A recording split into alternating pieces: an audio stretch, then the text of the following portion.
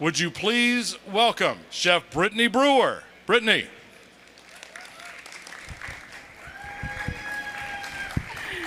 Hi guys, how are you?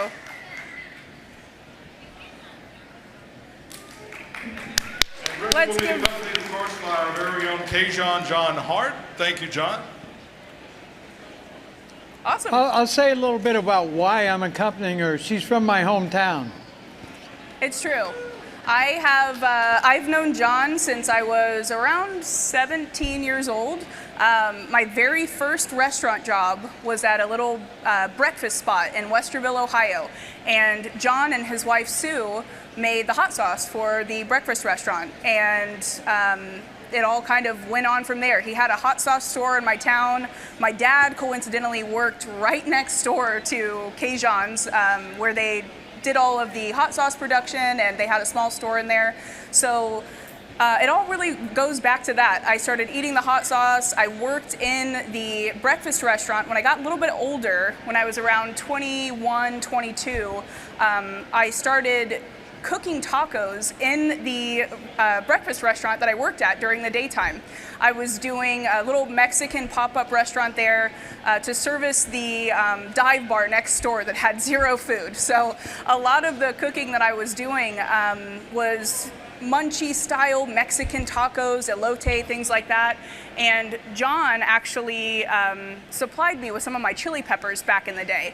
I was doing a lot of grocery store style peppers, like, you know, serrano, jalapeno, and the occasional habanero. And John and Sue invited me to come to Cajun's and see really what chili peppers had to offer. It wasn't just chipotles and adobo. He had real chipotle powder. He had boot jalokias, so many different things that he very graciously gave to me to start experimenting with making my own hot sauces and seasonings back in the day. That was, gosh, when I was 21, so only 2 years ago. That was a joke. That was a long time ago though, and since then, like they said, I've been traveling around, sampling different foods. Been working in digital marketing, but food has always been my passion. What we're doing now is we actually have an app called Sauced, and it goes back to our love for small businesses. We give a platform to every single hot sauce brand here and thousands of others. You can track hot sauces, you can find new sauces, you can get bragging rights by rating and reviewing, and that's really my husband and I's passion project now, but it all goes back to Chili's and just a love for food and cooking. So what we're gonna do today is make some spicy shrimp tacos, and John is gonna be assisting me with that. When I met her, the business that she had was Yeah Baby Tacos. And, many moons ago. Many moons ago, but it's Westerville, Ohio is where Cajun's was located, and that's where Brittany lives, so. Yeah, so what we're gonna do today, actually before I get started, I wanna take a quick poll because I kind of want to prove my husband wrong. So all of the ladies here that are here with your husbands, raise your hands if you cook or if you know how to cook. 1, 2, 3, 4, 5. Okay, so for my husband, he knows how to make pancakes. I will give him that, and that's about it. And because we work from home now, I'm cooking pretty much 3 meals a day.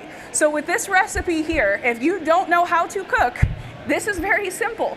We use already pre-made things. We mix a little fresh ingredients. So even if you don't know how to cook, you can follow this. So any of you out there who are forcing your partner to do the 3 meal a day thing, please pay close attention because this is gonna teach you a little something. I see you. All right, so to get things started, we've got some shrimp here. And this is where you can kind of play around with it. I have a couple of different sauces from some of the purveyors that are out here. This one here is from Rip and Rowley's, and it's a fruit-based hot sauce. And the reason I like fruit-based hot sauces for this is because there's a little bit of sugar, right? So when you're cooking that, when you're heating it, it's gonna caramelize in the pan. It's gonna give you a little crispness as if you were cooking on the grill, but you can do it right inside. We're getting a little smoky here, so I need to maybe stop talking so much. But anyways, yeah, this is what we're going to be using, but you can use any of those hot sauces from any of the purveyors. Find one that you like. Rip and Rallies is in a row right down there. I think it's 302 is their booth, but they're right straight down this way. They moved from yesterday. They were kind of in no man's land, and I'm glad they have a little bit more visibility because their sauces are amazing. So what we're going to do is just get the pan heating on low, and while we do that, I'm going to put a little bit of olive oil on the shrimp. And then I already have some of the sauce here in this bowl, so I'm just going to marinate this a little bit. And you don't want too much because you don't want it to burn. If I burn these a little bit, let me just tell you that this stove has a mind of its own. But when you're cooking at home, you're just doing it. It might happen to you. It's going to be okay. It's going to taste all right. If you burn it a little bit, you'll learn for next time. Don't panic. So I've got a little olive oil in here, and then I've got the hot sauce. What I'm going to put on there now is a seasoning blend from O-Face. I like this one because it has a little bit of paprika, salt, pepper, garlic, and actually celery seed in here, so it's a unique flavor. But find the seasoning blend that you like. Every single person here that has a booth is going to let you sample stuff. So if this one doesn't really speak to you, find one that does. There's a lot of flexibility here. The important thing is that you don't have to make your own seasoning blend. We've got probably 10 different spices there. You don't have to do all that and have all that stuff in your counter. Find one good seasoning blend that works for you, and then the rest of the work is done. So we'll just get those guys marinating a little bit. And while I marinate these... O-Face Foods is right inside the door, on the right when you come through the door. Yeah, and while I marinate these, I think we can go ahead and do the slaw. And this is another thing, that if you don't know how to cook, you can do this. You don't have to hand shred your cabbage and have angel hair cabbage and then shred the red cabbage and then do the carrots. Just go to the grocery store and buy the pre-mixed bag. I promise you it's going to be okay. After you've practiced a couple of times and you want to get a little fancy and maybe try a mandolin, you can do that. But for the time being, everybody's busy. People have kids, people have jobs. Just get the pre-mix and call it a day. So we'll put a little of the cabbage in here if you want to check that out. And then I like to put a little bit extra in it because when you get it from the store, it's just the cabbage and carrots. So I like a little diced onion and jalapeno. And I like red onion, but if you prefer, there's people in Texas really like those sweet onions. So if that's what you'd like to do, you can use those. And then as long as you are not one of the crazy people that the haters that think that cilantro tastes like soap, put some cilantro in there. And even if you think you don't like it, put a little bit less because it makes it look pretty. And pretty food is what people want to eat. So we've got our additions here. And then this is another kind of point of contention for slaw. Are you a mayo and slaw person, or are you vinegar based? I do all sorts of things with slaw. I like mustard, sweet mustards with slaw. Mustard is good. It's great on pulled pork sandwiches. Oh, yeah. Pulled pork with coleslaw, if you've never tried it, it's game-changing. And even if you think you don't like coleslaw, when it's on the pork, it's delicious. But I digress. Like mayo, too. Yeah. We're going to do a little bit of both. We're going to put some mayo in here. And then we're going to put a little bit of lime juice for the acid. And if you don't have a lime and you're like my husband and just have that little squeeze bottle of lime juice that's been reconstituted because even cutting a lime might be too difficult at times, just put the lime juice squeezy thing in. It's okay. If you don't have a lime, put a splash of red wine vinegar. Do what's on hand. You can have fun with these recipes. It doesn't have to be perfect. Just try to make it taste good. So I'm also going to add a little bit of the seasoning blend that we did from O-Face on the shrimp, and I'm going to put a little of the hot sauce. So we'll taste what it tastes like when it's cooked, and then we'll also have that fresh flavor on the slaw. Okay. And get that mixed in there. And if you notice, I'll show you guys here on the camera. The slaw it's a little bit thick. I mean, I would say there's a little bit too much dressing in here. So normally what I would do is mix the dressing in first with the lime juice and the mayo. But if you find that it's like that, you can just add a little bit more of the mix. It's already chopped up for you, so you can thin it out a little bit. And then I think we'll just let this marinate for a little bit, and we'll get started on our shrimp. And this is the part I think that people maybe mess up a lot, is cooking the shrimp for anything over 5 minutes. If you have big shrimp, maybe you could get away with something longer than that, like 7 minutes. But there are certain people in my life that have cooked shrimp for 30 minutes on the pan at a boil. What do you think of that, Jody? I'm not going to name any names. These are people from Louisiana down here, so. Oh yeah, so they won't stand for it. So with these kind of shrimp, they're not huge. I would say they're medium size Gulf shrimp.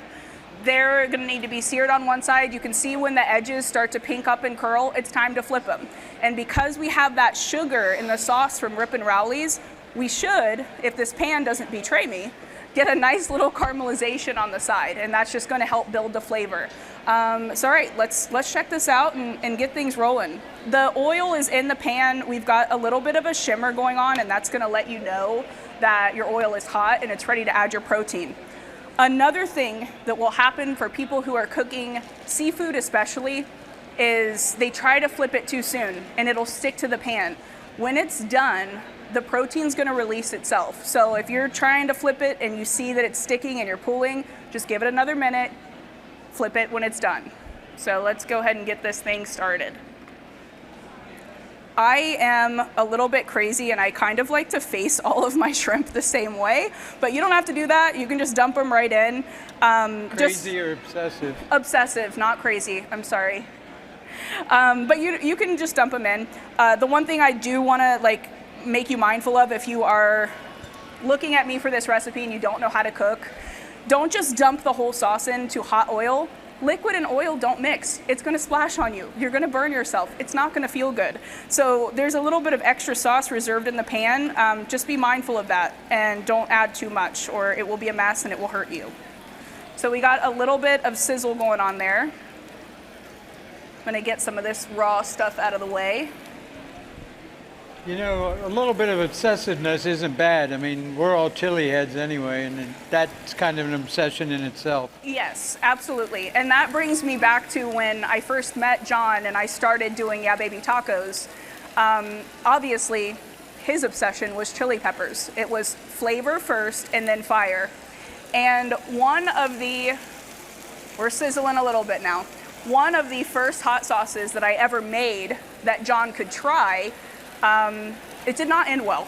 John was very kind but honest about his opinion about the hot sauce. I had been given all of these chili peppers from him to get started with Yeah Baby Tacos, and I just kind of went like a kid at a sundae bar and put every single ingredient in the hot sauce and expected it to be God's gift to the hot sauce community. It was not.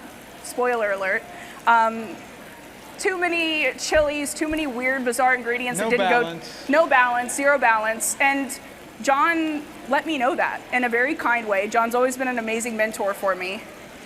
Okay, so if you want to take a look at this, this is what I mean by don't flip too early. You can see that they're kind of pale, they're starting to curl. They're releasing okay because this is a great nonstick pan, but just give them a minute. When you start to see them pinking up around the sides, that's when you know you're supposed to turn. But anyways, he let me know. He gave me some good feedback about what I needed to do differently. And I made some adjustments. And that's what you'll see in a lot of these people who have hot sauce booths here. A lot of trial and error. They put their life's work, their life's blood into creating these hot sauces that have nuances. You see hot sauces that have black garlic in them and subtle flavors that give umami to a dish. You see people who have experimented with Asian ingredients and making chili crisps, and it's all from trial and error until they make that perfect product. And there is a level of obsession in the hot sauce community. They want to be perfect. They want to create something that you guys want to come back and eat. So that is where I think all of us kind of come together. The people who make the hot sauces have the obsession to perfection, and then all of us, everybody who buys the sauces, we have the obsession to find that amazing favorite sauce. So we will go around to each of the booths, we'll try 10 sauces, we'll go home and spend way too much money, but at the end of the day, that's what makes us all chili heads. All right, here we go. We're getting a little color. You can see here the caramelization from the sugar in that sauce. And another thing when you're cooking shrimp, that first cook, when I first flip it, they don't need much else. They're done. They've cooked primarily on the one side. You can cut the heat, and the residual heat is going to continue cooking through the pan. So I'm gonna remove it off the heat, and then I'm just gonna deglaze. This is fancy. If you think you can't do it, I promise you can. Just squeeze a little of the acid over it. Everything's gonna be all right. And we'll give that a minute. John's cooking up the tortillas here. Does anybody here still have gas heat? Anybody cook on the flame? Okay, that's amazing. Apparently, I'm not sure how long ago, someone may or may not have caught their apron on fire with the gas flame. Yeah, so we have... At their cooking school. Yeah, so at this point, we have these flat top cook surfaces. But if you do have gas heat, the way I like to do it is take the tortilla in the tong, turn on the gas, and just char it, just like that. Who was that certain someone? And it was a chef coat. Uh-oh, the tea is spilling. But if you don't have the gas heat, you can do what John is doing. Just cook them in the pan to your doneness that you like. I tend to like mine a little bit more done, but not everybody does. If you wonder why, she said that's a crazy cooktop, which it is. This one's just flat out insane. It's an induction, and it has no mind for what you want it to do. That's why everything you see is done over there. Yeah, we can, yeah, go ahead and just put that down. Want two? Yeah, we got enough for two. Now, some people, if you're a corn tortilla person versus a flour tortilla person, a lot of people like to double up on the corn tortillas. But if you have that gas grill, you can get them charred enough and cooked enough that you don't have to double them up. But again, it's a recipe. It's not life or death. You can play with it. If you want to do it on a gluten-free wrap, if you want to do it in a lettuce cup, do what you like. It's okay. It's your food. It's going in your body. So we'll go ahead and get the shrimp into the taco. Now, some people are lunatics and they like to put the slaw down first. I don't know what's wrong with those people. I'm not one of them. I like to put the shrimp on first, but if you are one of those people that want to see the protein on top of your salad, so to speak, do it however you want. I'm going to go ahead and do it this way because I'm up here making it and sweating in this Texas heat. And we will go ahead and put the slaw on. I'm a food safety guy, so I'm trying to make sure everything is staying separate here, but thank you, John. I'm going to put this slaw right on top. And now here's another cool thing that you can do. If you have a salsa that you like and you don't want to, spend too much time making your own salsa, you can just grab one, anything that you want. If you don't have time to grow your own garden and make your own fresh salsa, there's so many. Wicked Provisions has some great fruit-based salsa. Mikey V's, everybody here has some good fruit-based stuff. I like to stay fruit-based because the marinade and the slaw has the fruit, but if you don't like pineapple in your salsa, pick whatever you like. I also have here a little bit of sour cream, and this is probably the easiest thing to do. I'm gonna make a quick chipotle crema to drizzle over the top. This is just a little bit of chipotle hot sauce, but if you are at the store and you just need to grab something quick, you can use chipotles in adobo or chipotle powder.